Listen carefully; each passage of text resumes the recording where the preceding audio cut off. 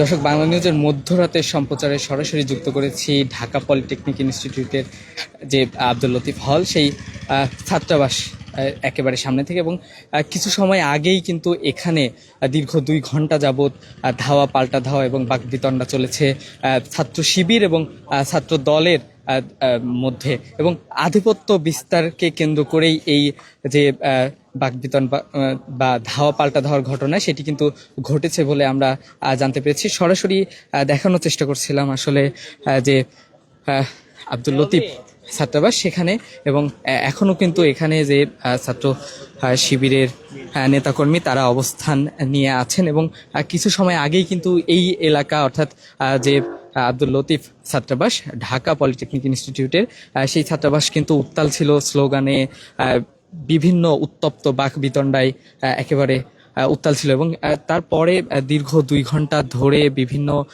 ধাওয়া পাল্টা ধাওয়া সংঘর্ষ এবং যে উত্তপ্ত বাক্য বিনিময় শেষে কিন্তু প্রশাসন, হল প্রশাসন এবং পলিটেকনিক ইনস্টিটিউটের যে প্রশাসন আছে সকলের হস্তক্ষেপে এই মুহূর্তে শান্ত দেখা যাচ্ছে আসলে পলিটেকনিকের আব্দুল লতিফ ছাত্রাবাস। এবং যদিও এখন পর্যন্ত যে নেতা কর্মীরা আছে দুইটি ছাত্র সংগঠনে, তারা কিন্তু অবস্থান নিয়েছে।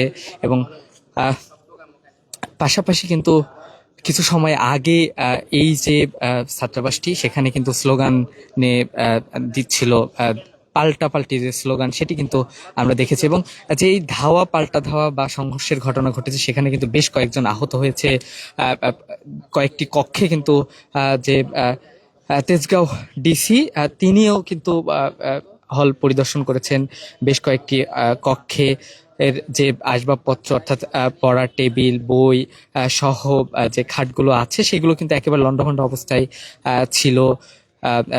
মেঝেতে, বেশ কয়েকটি কক্ষের মেঝেতে কিন্তু রক্তের দাগ, সেটিও কিন্তু পাওয়া গিয়েছে। পাশাপাশি যদি একটু পলিটেকনিকের যে মূল ফটক, সেই আব্দুল লতিফ ছাত্রাবাসের মূল ফটকের ভেতরের চিত্রটি দেখানোর চেষ্টা করি, এখনো কিন্তু ছাত্রদলের যে নেতাকর্মীরা আছে তারা কিন্তু এখানে অবস্থান নিয়েছে, বিভিন্ন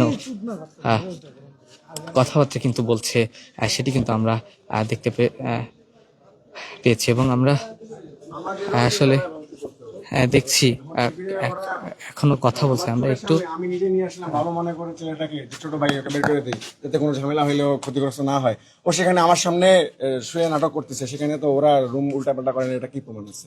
এবং প্রশাসন তখন উপস্থিত ছিল, প্রশাসন কেন কিছু দেখেনি যখন সুইচ গেটটা বের করছি? এই জায়গাটাতে কাহিনীটা সবাই ছিল, উপস্থিত ছিল। ওরা এটা নির্দিষ্টভাবে মব করার জন্য এটা করতেছে, এটা কোনো উদ্দেশ্য আছে। 12 তারিখ পরবর্তীতে এখানে কিন্তু জামাতের এমপি এবং এই এরিয়াটাতে বর্তমান জামাত সক্রিয়ভাবে কাজবাজ করে। কয়েকদিন আগেও এই 12 নম্বরের ওই দিকে, ঢালের ওই দিকে জামাতের সংঘর্ষের কথা শোনা গেছে। তারা এখন হলের দিকে টার্গেট করতেছে, বহিরাগত নিয়ে এসে হলে মারামারি করার চেষ্টা করতেছে। এইসব উল্টা আরো দোষ চালা হচ্ছে আমাদের ছাত্র দলের উপরে। এই জিনিসগুলো আপনারা এবং প্রশাসন যারা আছে তারা সুষ্ঠু তদন্ত করে বের করেন। আমাদের যদি দোষী হয় শাস্তি দেন আপনারা, সমস্যা নাই তো। আমরা তো সন্ত্রাসের রাজনীতি করতে আসি নাই, নাহলে আমাদের কাছেও থাকতো সুইচ গিয়ার, আমাদের কাছে অনেক কিছু থাকা যেত। আমরা তো ওখানে রাজনীতি করতে আসি না, ওরা সন্ত্রাসের রাজনীতি করে, ওদের কাছে সুইচ গিয়ার, অ্যাপস্টিক এগুলো কেন থাকবে? একটা সাধারণ শিক্ষার্থীর কাছে এগুলো কিভাবে থাকে? তা আবার হলের মধ্যে কিভাবে থাকতে পারে? এটা তদন্ত করা দরকার। আপনাদের কতজন আহত হয়েছে? আমাদের 4-5 জনের মতো হয়েছে, গুরুতর 2 জন দেখছি, একজনের ছুরিকাঘাত। এখন ব্যাপার হচ্ছে বাহির থেকে আসলে আমরা যেগুলা শুনতে পাচ্ছি, গুরুতর আহত হচ্ছে 2জন গুরুতর।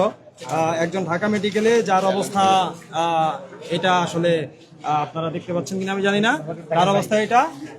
এখন এটা শিবির কর্মীদের দ্বারাই করা। এখন এইরকম যদি তারা শিবির কর্মীরা এইরকম কিছু, জি আমি আবার একটু করতেছি, আমাকে একটু সময় দেন। এবং কথা হচ্ছে, আপনারা বললেন যে সব রুমে আপনারা গেছেন, ওই রুমগুলো আমাদের শিবিরের, এটা হচ্ছে আমাদের ছোট ভাই ছাত্র দলের। ওর অবস্থা হচ্ছে এইটা, হ্যাঁ, ওর অবস্থান এখন এইটা।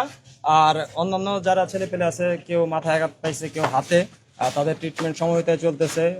মুগদা মেডিকেলে কিছু পাঠানো হয়েছে। এই হচ্ছে ব্যাপার। আর শেষমেশ যখন আপনারা আসলেন, তখন হয়তো বা খেয়াল করবেন, এখানে আমিও পরবর্তীতে আসছি শোনার পরে যে ওদের কি অবস্থা জানার জন্য। তো যখন আসছি, আপনারা হয়তোবা খেয়াল করছেন যে তারা গেটে বিভিন্ন খারাপ ভাষা যে ভাষা আসলে কোনো শিক্ষার্থীর হতে পারে না, আমি মনে করি আর কি, আমি নিজে থেকে মনে করি একটা শিক্ষার্থী এরকম খারাপ ভাষা ব্যবহার করতে পারে না। সেই ভাষায় তারই একজন সহপাঠী ভাই তাকে সে গালিগালাজ করতেছে এবং বলতেছে বাইরে আয় দেখে নিব। আমাকে মিডিয়া মারাচ্ছে। মিডিয়া চলে গেলে তোরা কিভাবে এখানে থাকিস সেটাও দেখবো, এটাও একটা বিষয় আসয়। আমরা বিগত সময়ে দেখছি শিবিরের সেক্রেটারি আইমেন দাবি করছে যে আমি অষ্টম পর্বের এবং আমি বহিরাগত। আমি কি অষ্টম পর্বে না ষষ্ঠ পর্বে? ষষ্ঠ পর্বের। আর এটা আমার এই যে অ্যালট কার্ড, বৈধতা আছে, ওনাকে বলে দিন। আচ্ছা, ওই শিবিরের পক্ষ থেকে অভিযোগ করা হচ্ছে যে কিছুদিন আগে মেবি একটা গ্যাঞ্জাম হয়েছে এখানে। গ্যাঞ্জাম হচ্ছে ছাত্র দলের সাথে মেবি ছাত্র অধিকার অথবা এরকম কিছু। তো এখানে হচ্ছে একজনকে নাকি বহিষ্কার করা হয়েছে হল থেকে, তো সে নাকি আবার এখানে বসবাস করতেছে, এরকম একটা বলা হচ্ছে আর কি। ছাত্র অধিকারের কোনো ছাত্র অধিকার নয়, কোনো একটা এরকম ইয়ের সাথে। এরকম আসলে কিছু না। এরকম আসলে এই দেখেন, তারা প্রথম ছাত্র দলের গায়ে আঘাত করলো, তারা প্রথম হামলা করলো, তারা প্রথম রুম ভাঙচুর করলো, কিন্তু ভিকটিম কার্ড সাজাইলো আমাদের রুমগুলোতে। তারা পুলিশ নিয়ে দেখালো যে তাদের রুম ভাঙা হচ্ছে, তাদের সুস্থ কর্মী, তাদেরকে এমন অবস্থায় আমরা বের করে দিলাম, তাদেরকে ভিকটিম কার্ড বানিয়ে নিয়ে তারা অসুস্থ। এই যে ভিকটিম কার্ড খেলছে, আবার দেখেন তারা প্রথম আঘাত করার পর তারাই আবার বহিরাগত এনে হলের সামনে অবস্থান করছে, মাস্ক পরায়। এইসব কারা? আমরা তো শিক্ষার্থী বহিরাগতদের সাথে তো আমাদের কোনো সম্পর্ক নেই। শিক্ষার্থী ভুল বোঝাবুঝি হলেও শিক্ষার্থী পর্যন্ত সীমাবদ্ধ থাকা উচিত। এখানে বহিরাগত কেন আনলো? তাদের অসৎ উদ্দেশ্য আছে বলেই তারা বহিরাগত এনেছে। আমার নাম এস.এম. মুক্তাদির রহমান, আমি অটোমোবাইল ডিপার্টমেন্ট ষষ্ঠ পর্ব, এবার সপ্তম পর্বে উন্নীত হব। আমার রুম নাম্বার 410 ছাত্রদলের। আর ছাত্র দলের কোনো পদ আছে? না, আমি কোনো পদে না, কিন্তু আমি ছাত্রদলের কোন। হ্যাঁ দর্শক, আমরা কথা বলছিলাম ছাত্র দলের নেতাকর্মীর সাথে এবং তারা কিন্তু জানাচ্ছিলেন একটি ব্যাপার কিন্তু বেশ শঙ্কা জায়গায়। আসলে যেই কক্ষগুলোতে ভাঙচুরের ঘটনা ঘটেছে সেই কক্ষগুলো কিন্তু ছাত্র শিবিরের নেতাকর্মীরা দাবি করছে সেটি তাদের কক্ষ, অন্যদিকে ছাত্রদল কিন্তু দাবি করছে সেটি ছাত্রদলের নেতাকর্মীদের কক্ষ।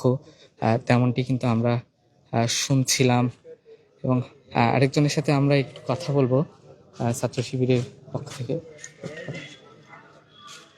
একটু জানাবেন যে আসলে যেই কক্ষগুলোতে ভাঙচুরের ঘটনা ঘটেছে সেটি ছাত্র দলের পক্ষ থেকে বলা হচ্ছে তারা সেইটি তাদের কক্ষ, আপনাদের পক্ষ থেকে বলা হচ্ছে যে এই কক্ষগুলো আপনাদের নেতাকর্মীদের। আসলে কি আপনাদের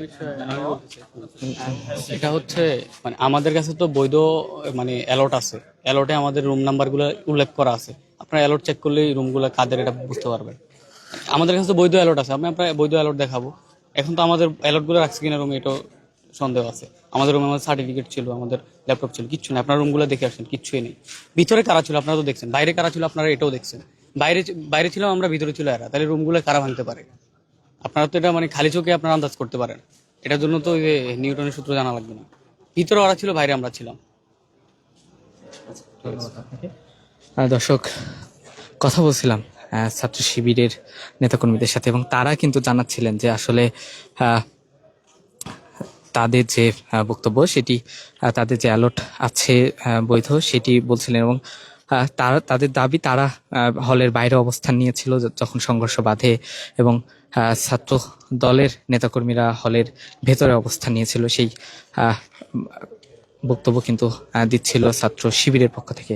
এবং এই মুহূর্তে যদি একটু দেখানোর চেষ্টা করছি, এখানে কিন্তু কিছু সময় আগেই এই সড়কেই উত্তেজনা বিরাজ করছিল এবং এই মধ্যরাতে অর্থাৎ 2:45 নাগাদ কিন্তু এই সংঘর্ষের যে ইতি সেটি কিন্তু হয়েছে এবং পুলিশ প্রশাসন যারা ছিল তারা কিন্তু ইতিমধ্যে এই স্থান ত্যাগ করেছে। এবং আমরা পুলিশ তেজগাঁও যে ডিসি তার সাথে কথা বলেছি, তিনি জানিয়েছেন যে আসলে এখন পর্যন্ত সংঘর্ষে কতজন আহত হয়েছে সেই তথ্য নিশ্চিতভাবে বলা যায়নি। দুই পক্ষের উভয় পক্ষের নেতাকর্মীরাই সংঘর্ষে আহত হয়েছে সেটি বলেছেন এবং পাশাপাশি আসলে কি নিয়ে এই সংঘর্ষ সেটি নিয়েও কিন্তু একটি এখন পর্যন্ত স্পষ্ট কোনো তথ্য পাওয়া যায়নি। তো এই ছিল আসলে তেজগাঁও অঞ্চলে যে অবস্থিত ঢাকা পলিটেকনিক ইনস্টিটিউটের আব্দুল লতিফ ছাত্রাবাস, সেই লতিফ ছাত্রাবাসের ছাত্র দল এবং ছাত্র শিবিরের আধিপত্য বিস্তারকে কেন্দ্র করে যে মধ্যরাতে সংঘর্ষের ঘটনা ঘটে, সেই ঘটনার সর্বশেষ পরিস্থিতি। এবং ধন্যবাদ আপনাদের সবাইকে এত সময় সাথে থাকার জন্য।